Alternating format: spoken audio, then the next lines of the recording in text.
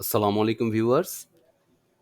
Some with other function এই সিরিজের আজকে আমরা দেখব সাম ফাংশনের সাথে কিভাবে এভিএস ফাংশনটা অ্যাসোসিয়েট করা যায়। এখানে আমরা একটি ডেটা দেখছি, যে ডেটার মধ্যে আমার কিছু নেগেটিভ ভ্যালু আছে, কিছু পজিটিভ ভ্যালু আছে। এটার যদি আমি যোগফল নামাই, সামকে কল করে রেঞ্জটা সিলেক্ট করে দিলাম, এন্টার দিলাম, 17 চলে আসলো। এটা কিভাবে আসলো? আমরা যদি নেগেটিভ ভ্যালুগুলোকে যদি সিলেক্ট করি, দেন আমরা যদি স্ট্যাটাস বারটাতে দেখি যে যোগফল কত আসলো, তাহলে দেখবো এখানে 17।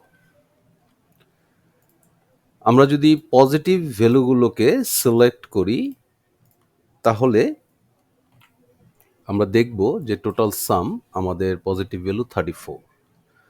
তো আমরা যদি 34 এখানে লিখি, তারপর 17, দেন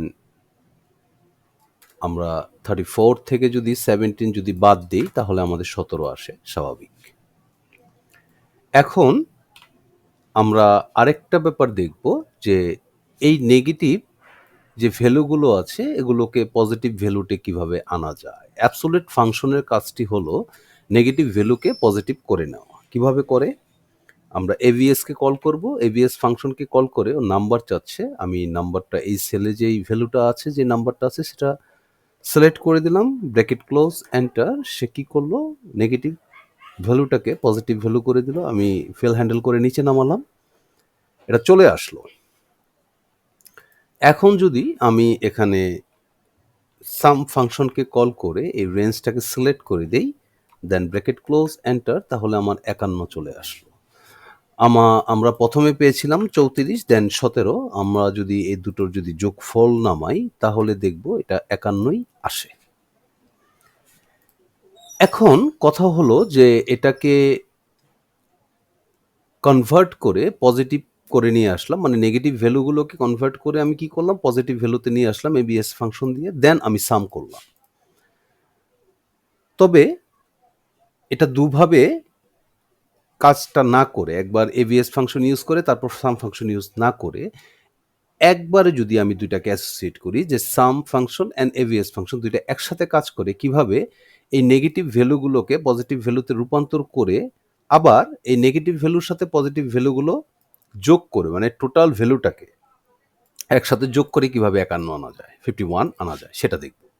দ্যাট মিনস আমি যদি আরেকবার বলি যে আমরা একসাথে কাজ করব, সেটা হলো আমাদের টোটাল যোগফলটা আসবে, তবে নেগেটিভ যে ভ্যালুগুলো আছে সেগুলো পজিটিভ হয়ে যাবে, ইভেন টোটাল যোগফলটা দিবে। সেটা করার জন্য আমরা কি করব? প্রথমে সামকে কল করব। সামকে কল করার পরে সাম কি চাচ্ছে? আমাদের কাছ থেকে নাম্বার চাচ্ছে। আমি সরাসরি এই নাম্বারগুলো না দিয়ে আমি কি করব? এখানে এবিএস ফাংশনকে কল করব। এবিএস ফাংশন কি চাচ্ছে? সেম টোকেন আমার কাছ থেকে নাম্বার চাচ্ছে। ভালো। তাহলে আমি যদি এবিএস ফাংশনের জন্য এই রেঞ্জটা সিলেক্ট করে দিই, দ্যাট মিনস এই রেঞ্জটা আমার আলটিমেট সামের জন্য সিলেক্ট হয়ে গেল। এখন যদি আমি ব্র্যাকেটটা ক্লোজ করি, এবিএস ফাংশনের ব্র্যাকেট ক্লোজ করলাম, দেন আমি সাম ফাংশনের ব্র্যাকেট ক্লোজ করলাম। এতে কি হলো? এতে এবিএস ফাংশন এই রেঞ্জটুকুর মধ্য থেকে যতগুলো নেগেটিভ ভ্যালু আছে সেগুলোকে আমাকে কি করলো? পজিটিভ ভ্যালু করে দিল। প্রত্যেকটাকে কি করলো? পজিটিভ ভ্যালু করে দিল। দেন পজিটিভ ভ্যালু করার পর এই সাম ফাংশন কি করলো? এই রেঞ্জটার মধ্য থেকে আমাকে কি করলো? এই যোগফল দিয়ে দিল। এই টোটাল পজিটিভ ফিগারের যোগফলটা আমাকে দিয়ে দিবে। এখন যদি আমরা এন্টার দিই, তাহলে কি হলো? 51 হয়ে গেল। আমি যদি আরেকবার রিপিট করি, তাহলে ব্যাপারটা হবে এবিএস ফাংশন আমার C3 থেকে C13, দ্যাট মিনস এই রেঞ্জে যতগুলো নেগেটিভ ফিগার ছিল সেগুলোকে ও পজিটিভ করলো। পজিটিভ করার পর সাম ফাংশন কি করলো? আমাকে এই যে পজিটিভ ফিগারটা পেল, প্রত্যেকটা পজিটিভ ফিগারের যোগফল আমাকে এখানে দিয়ে দিল 51। তো ভিউয়ার্স, আশা করি আপনারা ব্যাপারটা বুঝতে পেরেছেন। আজকের মতো এতটুকুই। ভালো থাকবেন, সুস্থ থাকবেন।